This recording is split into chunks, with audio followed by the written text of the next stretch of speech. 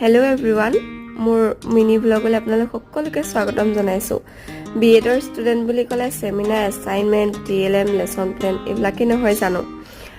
আজিৰ পৰা আমাৰো ডেমো ক্লাছ ষ্টাৰ্ট হৈ গৈছে আৰু এইফালে দেখিছে নহয়, আহি গৈছে আমাৰ ডেমো ক্লাছ এটেণ্ড কৰিবৰ কাৰণে।